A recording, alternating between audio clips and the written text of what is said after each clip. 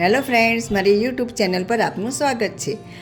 આપણા ઘરે ગેસ્ટ જ્યારે આવતા હોય તો આપણે બનાવીએ છીએ બટાકાવાળા સમોસા, મેથીની ભાજીના ગોટા કે ઢોકળા, એવું બધું ફરસાણ બનાવીએ છીએ. પણ એ બધું હવે કોમન થઈ ગયું છે. આજે હું તમને એક નવું ફરસાણની રેસીપી શીખવાડીશ. એ છે પાલક બટાકા પૌવાની ટિક્કી. કટલેસ બનાવવા માટે આપણે જોઈશે બાફેલા બટાકા, એને મેશ કરી દેવાના છે.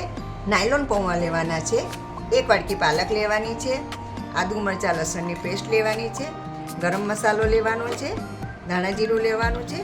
ભાજી પાવનો મસાલો લેવાનો છે અને મીઠું અને બોલમાં મેશ કરેલા બટાકા લઈશું.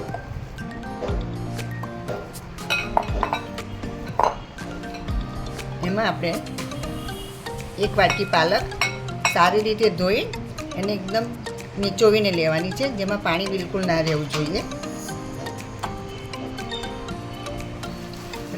1 વાટકી પૌવા. પહેલાં આપણે આ ત્રણેયને મિક્સ કરી લઈશું.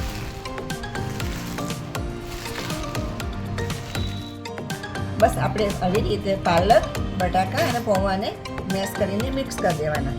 હવે આપણે મસાલા નાખીશું. સ્વાદ પ્રમાણે મીઠું,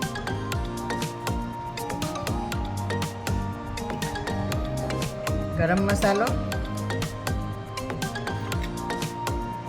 ધાણા જીરું અને ચાટ મસાલો અને આદુ મરચાંની પેસ્ટ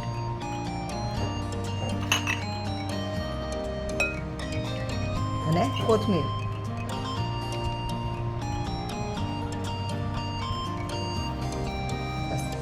હવે આપણે આ બધું મિક્સ કરીશું.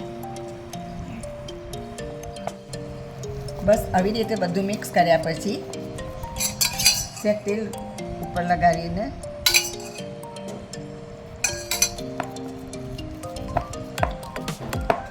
અને 10 મિનિટ માટે ઢાંકી દઈશું. હેલો ફ્રેન્ડ્સ, હવે તમે જોઈ શકો છો 10 થી 15 મિનિટ રાખ્યા પછી આપણો માવો તૈયાર થઈ ગયો છે. હવે આપણે એને કબાબની જેમ ટિક્કી બનાવીશું. અને તેલવાળો હાથ કરીને પણ કરી શકો છો. હવે તમે જોઈ શકો છો આપણે આ બધી ટિક્કી તૈયાર થઈ ગઈ છે. હવે આપણે એને ડીપ ફ્રાય કરીશું. હવે આપણે આ પ્રમાણે ટિક્કી તૈયાર કરીને એને આપણે કોર્નફ્લોર કે મેદામાં રગદોળીને એને ડીપ ફ્રાય કરવાની છે. હવે આપણે આ રીતે ડીપ ફ્રાય કરીશું. મીડિયમ અને સ્લો ફ્લેમ ઉપર જ કરવાનું છે.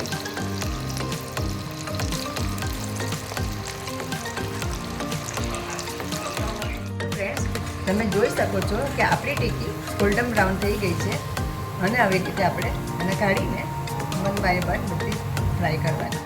ફ્રેન્ડ્સ, હવે તમે જોઈ શકો છો કે આપણે પાલક બટાકા અને પૌવાની ટિક્કી તૈયાર થઈ ગઈ છે. તમે એને કેચઅપ યા તો ગ્રીન ચટણી સાથે સર્વ કરી શકો.